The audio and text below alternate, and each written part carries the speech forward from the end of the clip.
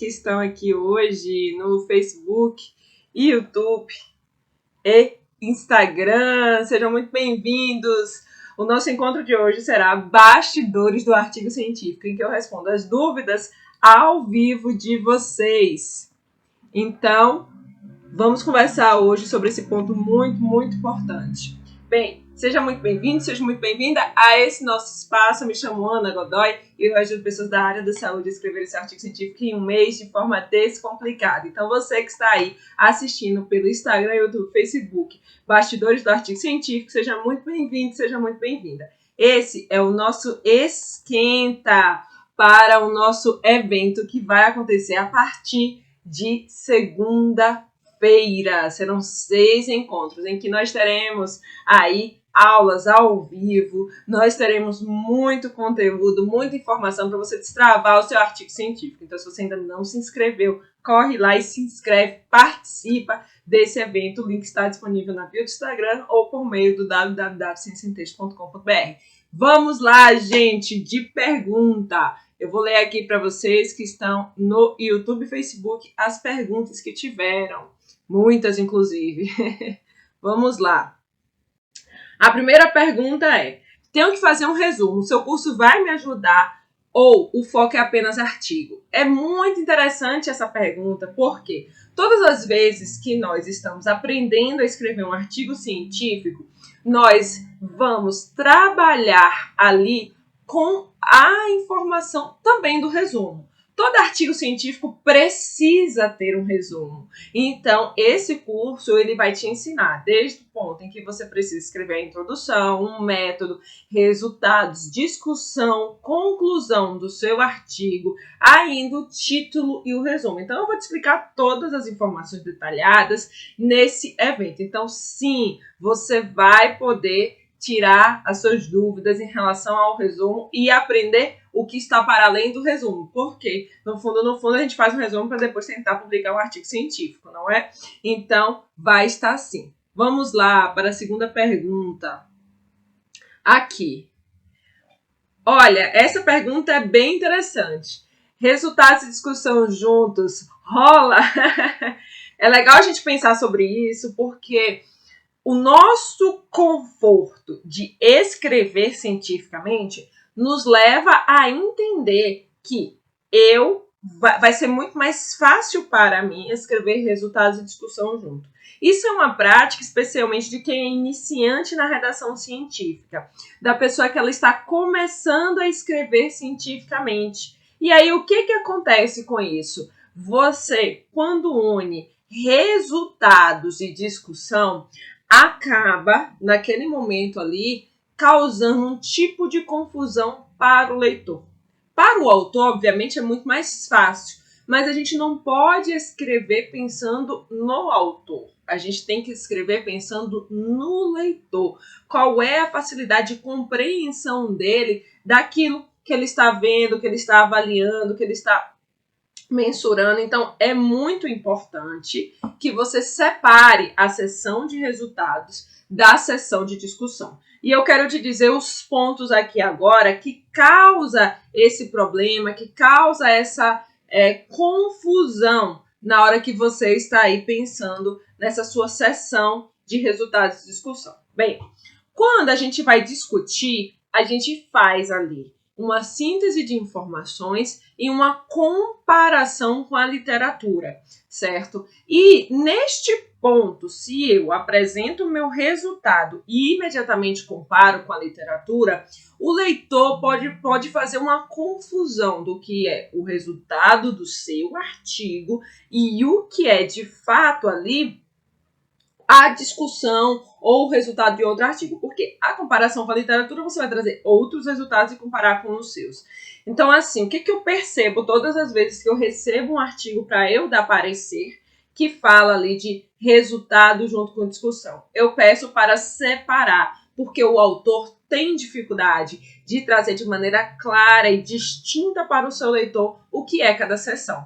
A discussão, gente, ela vem com a comparação da literatura e a gente precisa assumir também as limitações e fortalezas, a aplicabilidade, sustentação teórica. Então, isso causa aí algum tipo de distorção do que eu estou tratando, do que eu estou avaliando. Então, eu não recomendo que você escreva resultado de discussão.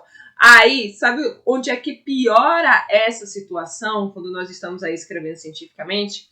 É ainda quando nós estamos fazendo um artigo de revisão. Aí, gente, aí vira um emaranhado mesmo.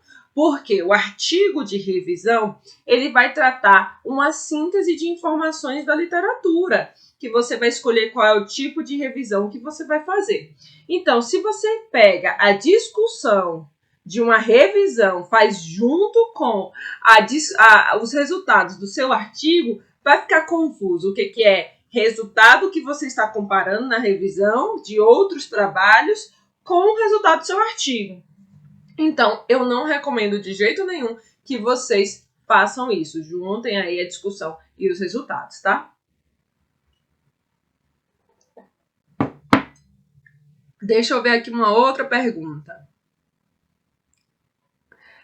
Essa aqui é bem interessante, ó. Artigo de revisão integrativa só com 2 bases de dados, tá bom? Olha, artigo de revisão integrativa requer da gente que tipo de conhecimento e que tipo de informação na nossa prática. Ele faz ali uma síntese da evidência que existe. O Amistar 2, que é um instrumento amplamente utilizado internacionalmente para avaliar qualidades de revisões sistemáticas, recomenda que você tenha no mínimo 2 bases de dados, tá? Mas, gente, o que acontece em você ter somente 2 bases? Você diminui a sua possibilidade de captação do artigo científico. O que eu quero te dizer na prática? É assim, ó, eu vou escolher a base Cielo e a base BVS. O que vai acontecer? Embora a BVS tenha a grande biblioteca internacional que é a Medline, ela tem um acesso restrito às informações da Medline. Não é o mesmo acesso, por exemplo, do PubMed. Tá?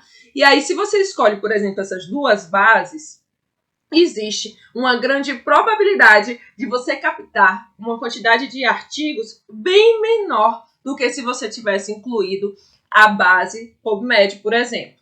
Então, qual é a estratégia que a gente deve utilizar quando nós estamos aí escrevendo cientificamente? Escolher as bases que têm melhor captação de artigos. Então, você está fazendo a revisão integrativa, você pode utilizar 2 bases? Pode sim, tudo certo.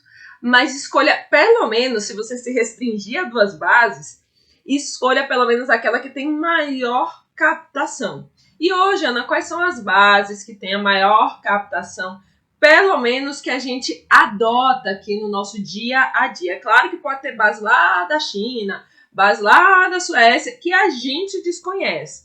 Mas quais são as mais populares no Brasil que tem maior captação de artigo científico? PubMed, que é uma base de acesso gratuito, e a base Web of Science, e isso junto com a Scopus, as 2, elas são equilibradas. Então, elas retornam muitos artigos. Então, se você quer dar um primeiro passo na hora de construir uma revisão integrativa, eu recomendo fortemente que você adote aí essas 2 ou 3 bases iniciais. Então, você está me dizendo que a BVS não serve? Não estou te dizendo isso. Eu estou dizendo que se você escolher entre 2 bases, que dê preferência para PubMed e que dê preferência para Web of Science ou Scopus. E aí, você faça a busca nessas bases. Agora, se você quiser fazer mesmo, assim, da melhor forma possível, escolhendo aí as bases principais, eu recomendo para você aí pelo menos 5 bases que você deve utilizar: Embase, Web of Science, Scopus, PubMed e a BVS, tá? Aí você pode adicionar a base Cielo também, se você quiser, mas lá no Web of Science ele já busca aí alguns artigos da Cielo também, tá? Já faz essa captação. Então, é importante isso, porque às vezes a gente está conduzindo uma revisão sistemática, se pergunta assim, ou uma revisão integrativa, se pergunta assim, onde é que eu vou buscar a informação? Quantas bases que tem que ter? Então, pelo menos 2, mas considere esse ponto aí que eu estou te dizendo. Vamos ver aqui outra perguntinha que tem aqui dentro da nossa avaliação. Essa pergunta... peraí que não entrou. Por quê? Deixa eu ver aqui. Outra aqui. Aqui. Qual a diferença entre o estudo ecológico e série temporal? Bem, isso aqui é bem bacana da gente pensar que o estudo de série temporal é um tipo de estudo ecológico, não deixa de ser um estudo ecológico. O que é o estudo ecológico?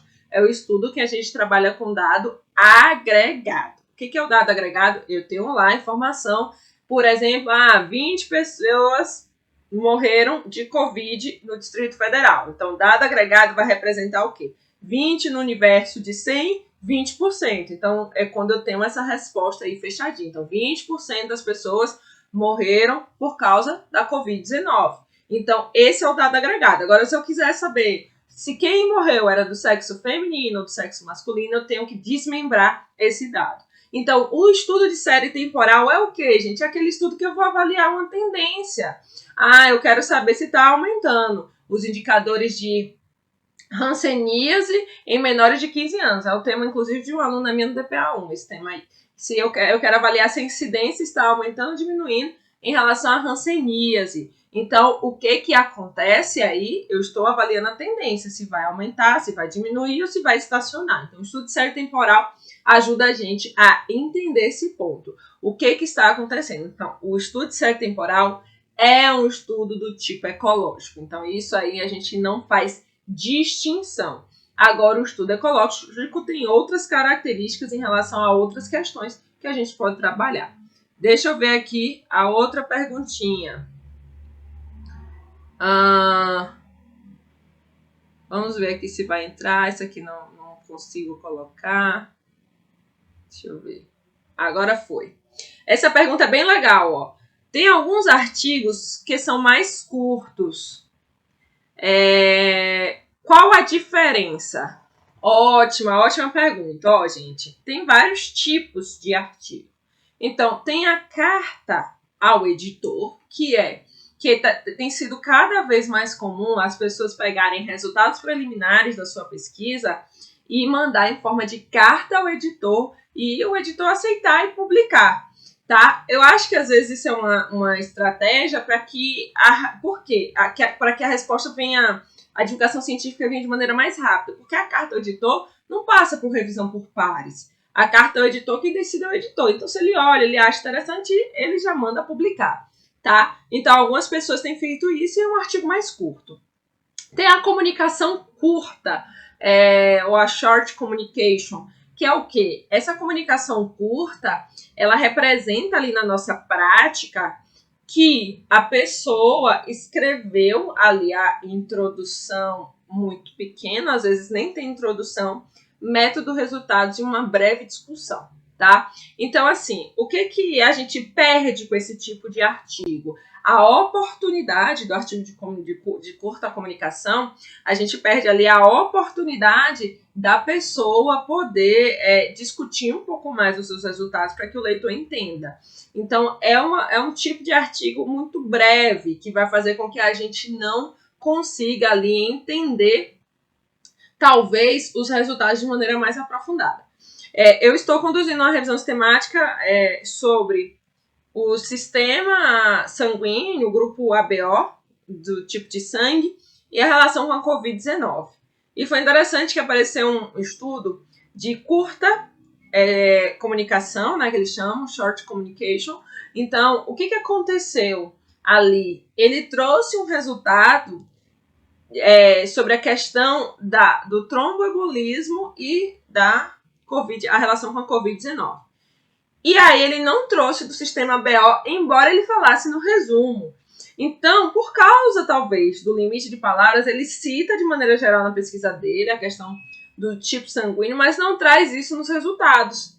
Então, ele falhou aí nessa nesse ponto do resumo dele, que não foi claro o suficiente, fez eu captar esse artigo, e quando eu fui ler esse artigo científico, ele não trazia a informação que eu precisava. Então, assim, às vezes esses artigos podem ter esse tipo de problema e também é uma limitação do autor. Então, assim, essa é uma questão. Agora, o outro tipo de artigo que a gente tem e que a gente pode trabalhar, que é bem bacana, assim, é o artigo que a gente segue o padrão, que leva em consideração a introdução, método, resultado, discussão e que volta aí para o resumo e título também. Então, esse é o artigo completo que a gente chama, que pode ser do tipo revisão, aí você pode trabalhar revisão integrativa, revisão sistemática, enfim, ou o artigo original, que é o que reflete aí a pesquisa de campo, ou um relato de experiência, ou ainda um estudo de caso. Tá bom? Se vocês não assistiram às lives sobre os tipos de estudo, aí, ou seja, os episódios do Artigo em Foco que teve aí nas 2 semanas, faz uma maratona que vai ser muito legal para você entender quando chegar lá no nosso mini curso, tá bom? Vamos aqui ver a próxima pergunta. Essa pergunta é polêmica, hein? Artigo ou capítulo de livro? Eu vou até beber uma água para responder.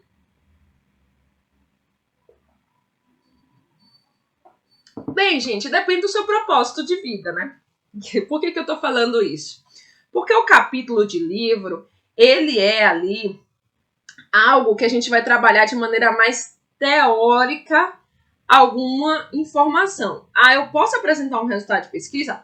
Pode. Você pode apresentar um resultado da pesquisa num capítulo de livro, não tem problema não. Mas a função dele é ser mais teórico, tá?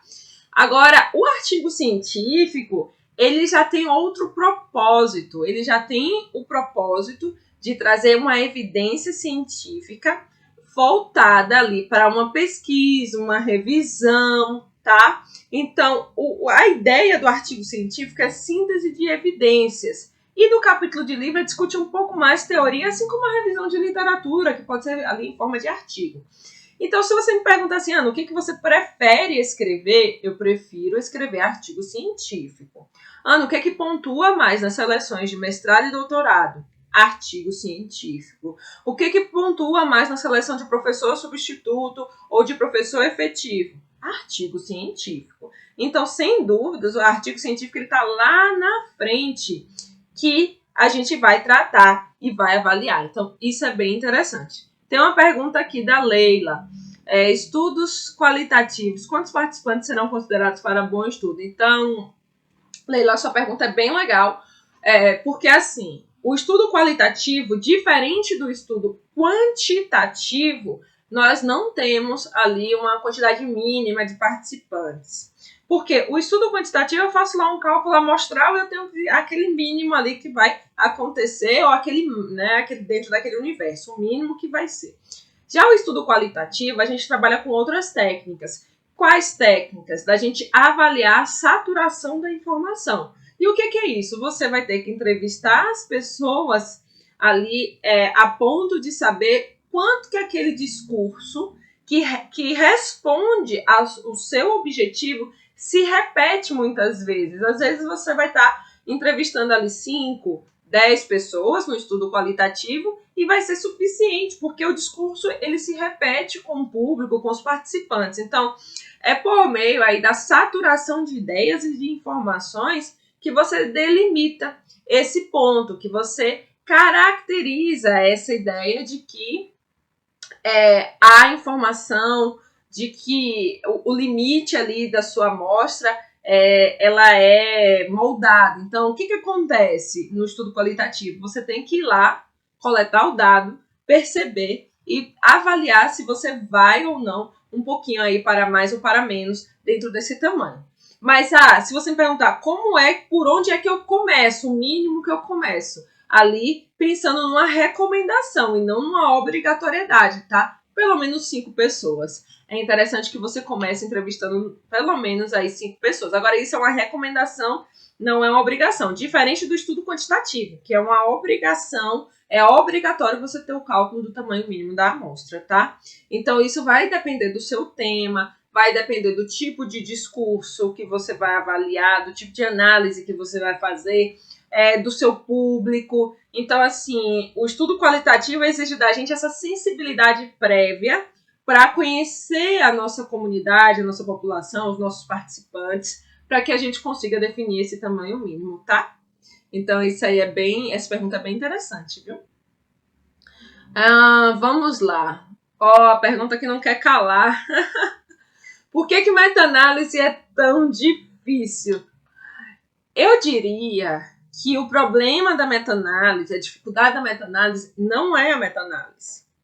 Eu diria que a dificuldade da meta-análise é a gente aprender a base, que corresponde à medida de associação. O que é essa medida de associação? É o tal do risco relativo, é o tal do odds ratio, é a razão de prevalência, é a hazard ratio. Então, o que eu quero te dizer na sua prática, pensando de maneira lógica? Que a meta-análise, ela vem somente para unir essas medidas. Se você não domina as medidas epidemiológicas, vai ficar mais difícil mesmo de interpretar e de entender.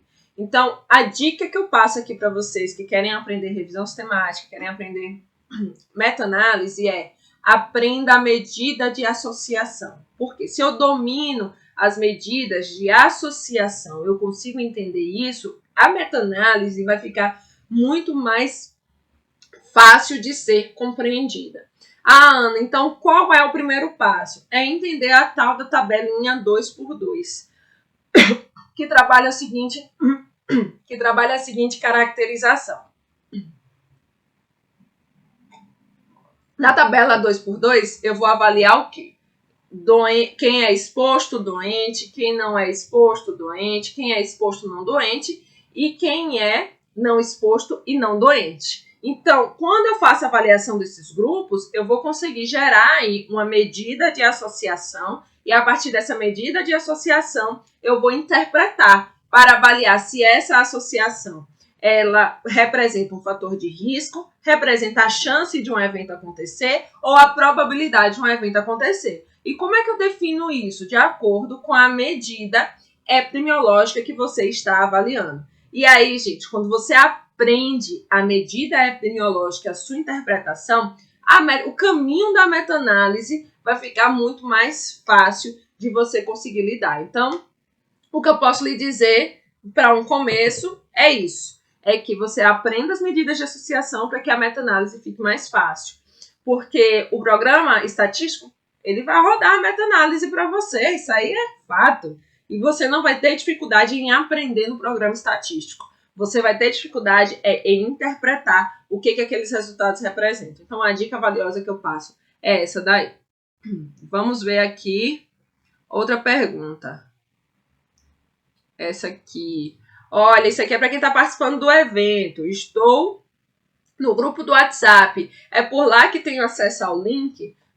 Quem está inscrito aí no minicurso vai receber o link por e-mail, tá? Então, vai receber no e-mail tudo e vocês vão ter acesso lá ao nosso espaço exclusivo para vocês assistirem às aulas, todo o conteúdo que vai estar lá disponível. Então, recomendo fortemente que vocês fiquem atentos. E quem ainda não fez a confirmação no e-mail, precisa confirmar, tá? Então, vai lá no e-mail, confirma direitinho o que está lá, tá bom? O curso de artigos é só para a área da saúde. Bem, Amanda, o curso é para qualquer pessoa que queira aprender a lógica científica. Mas todos os meus exemplos práticos serão para a área da saúde, porque a área da saúde tem questões bem detalhadas, bem específicas, que não tem em outras áreas. Por exemplo, essa história de tipo de estudo, isso é algo da área da saúde, que normalmente a gente não vê em outra área. Outra questão que é bem exclusiva da área da saúde, medida de associação. É algo da área da saúde, mas a lógica científica eu vou explicar lá sim em relação à redação do artigo científico, a estrutura, mas os exemplos serão voltados para a área da saúde, tá bom? Vamos lá para conteúdo. Estudo transversal, pode usar OR? Pode usar OR, que é odds ratio. E por que as pessoas perguntam isso? Porque às vezes, quando a gente está tratando aí o estudo transversal, a sua medida de associação típica é razão de prevalência. Mas aí a pergunta deveria ser, eu posso usar odds ratio a qualquer momento? Não, não pode. Você precisa ter pelo menos uma frequência baixa, uma prevalência baixa para utilizar odds ratio. Por quê? Aí o valor de odds ratio se aproxima da razão de prevalência, tá? Então, eu recomendo que você tenha uma prevalência baixa para aplicar odds ratio. Caso contrário, utilize razão de prevalência. Então, poder pode, mas a gente tem que saber quando pode utilizar odds ratio no estudo transversal. Deixa eu ver aqui outra dúvida que a gente pode responder. Ó, essa aqui é legal. Fiz uma revisão de um tema que a maioria dos estudos são antigos. Vale a pena? Olha, por que é legal essa pergunta? Porque às vezes a gente está aí conduzindo revisões integrativas ou revisões sistemáticas, e aí quando nós estamos pensando nisso, a gente sempre acha que vai botar um limite no tempo, por exemplo, a capital tem de mais recente da evidência científica. O que eu posso te dizer?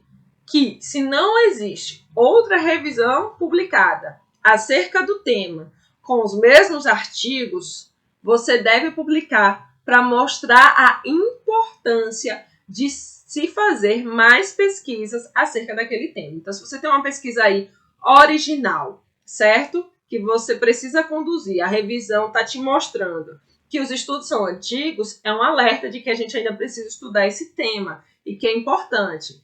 Então, o que eu diria? Que sim, sempre vale a pena fazer uma revisão. Agora, você sabe que os estudos mais antigos vão apresentar fragilidades metodológicas, muitas vezes, por causa de questões da época, por causa do desenvolvimento da ciência. Nem foi tanto, talvez, culpa ali do pesquisador, porque as questões metodológicas avançaram, assim, substancialmente durante o tempo. Mas é interessante você saber que vai ter essas limitações, mas que você precisa gerar esse resultado para mostrar para as pessoas que ainda tem necessidade de estudar aquele tema, que ainda é necessário a gente trabalhar mais informações. Então, a recomendação é que você faça e aborde isso na sua discussão. Deixa eu ver aqui mais outra perguntinha. Ó, esse aqui é interessante, tá? Deixa eu até beber uma água também. Meu orientador não orienta nada. Devo procurar ajuda por fora? Esse é um dilema que muitas pessoas da pós-graduação vivem. Muitas pessoas têm dificuldade desse relacionamento com o orientador. Seja porque o orientador é sobrecarregado de tarefas, porque isso pode acontecer, e aí não vai ter tempo, talvez, para dar atenção àquele aluno, e ele está vinculado a um programa de pós-graduação ou de graduação, ali com essas tarefas, é um ser humano também, e tem que assumir, porque os programas de pós-graduação delimitam ali uma quantidade mínima de orientação de alunos. Isso pode acontecer, tá? Ou pode acontecer simplesmente porque o orientador tem outro perfil de orientação, do aluno aprender por si só e ele só vai fazer uma correção ao final. Isso aí depende da técnica de orientação. Então, eu recomendo que, se você quer aprofundar mais, busque sim ajuda por fora. Eu não tenho problema nenhum com essa avaliação. É que nem realizar análise de dados. Você não domina análise de dados, não tem problema você contratar um estatístico, certo? Agora, o que eu quero te dizer com isso? Tudo é que você se proponha a aprender. Você tem que buscar uma pessoa que te ensine ali o processo do que você necessita, e não uma pessoa que faça por você. Com exceção ali da análise de dados, que realmente é um espaço que a pessoa vai acabar fazendo, mas ela tem que te ensinar a interpretar aquilo que está ali, os resultados, minimamente, para você conseguir escrever aí no seu trabalho científico. Então, eu não vejo problema nenhum, não há conflito nenhum em que você busque ajuda por meio de cursos, ou por meio de mentorias, ou por meio de consultorias, de pessoas que te ajudem nessa caminhada, a te guiar, se você não tem esse suporte aí do seu orientador, não pode ter esse suporte do seu orientador. Então, eu acho que não tem problema nenhum, inclusive deve ser feito, porque assim a gente aprende até de maneira mais rápida a escrever cientificamente e a fazer o que tem que fazer. Uma outra pergunta aqui, bem legal, fiz um artigo e está passando de 2.000 palavras, como reduzir? Ah, gente, esse é o dilema de muita gente, né? Como reduzir? É bem interessante isso, porque quando você está aí escrevendo cientificamente, a gente tem uma tendência a escrever mais e depois se reduzindo. Então, o primeiro ponto que eu te digo que você pode reduzir no seu artigo é a introdução. Começa a cortar elementos da introdução. Depois, você vai cortar alguns elementos da discussão, porque a gente tem uma tendência a comparar com a literatura mais do que a gente deve. A gente escreve mais comparação do que outros aspectos. E aí, com isso, se você fizer uma discussão mais reduzida, uma introdução mais reduzida, você vai dar espaço mais para os seus resultados e o seu método. O que o leitor quer ver mesmo no seu artigo científico é a parte de resultados e como você conduziu a pesquisa. Então, isso você valoriza. Então, coloque a maior parte do seu texto aí, se você tiver que reduzir, concentrada nessas partes e reduza aí a introdução e a sua discussão, se pensar. Eita, tem muita pergunta aqui na caixinha, mas eu vou aqui responder a última. E essa aqui é bem legal. Vale a pena mandar material suplementar? O que, por exemplo? Olha, material suplementar é bem interessante porque de se encaminhar. Porque quando você está fazendo uma revisão sistemática, por exemplo, você vai ter aí inúmeras informações. Tem quadro síntese, tem avaliação de qualidade metodológica, tem a lista de artigos que você recusou para leitura, para incluir na sua revisão. Tem as análises adicionais. Então, isso tudo aí vai dar mais de 10 páginas e não cabe dentro do artigo científico. Então, o que a gente faz com esse conteúdo? Leva para material suplementar. Ah, mas a minha pesquisa é original. O que eu faço? Você pode levar as tabelas complementares ali de análises que foram feitas adicionais para o material suplementar. Então, eu recomendo fortemente, sim, que vocês mandem material suplementar e que vocês mandem também todas as informações possíveis para que fique claro o suficiente para o seu leitor. Então, eu recomendo que você faça isso. Gente, foram muitas perguntas na caixinha. Foi muito legal estar aqui tirando as dúvidas de vocês, esse bate-papo. E eu quero dizer a vocês que segunda-feira começa o mini curso. Se você não se inscreveu, corre lá no link da bio do Instagram, se inscreve. Quem está acompanhando pelo YouTube, Facebook, também faça a sua inscrição, participe deste evento que eu vou estar aí com vocês todos os dias, de segunda a sábado, falando todo o passo a passo para você escrever o seu artigo científico, resumo, como escolher o título, como fazer análise de dados, várias informações. Então, estou te esperando, tá? Até mais!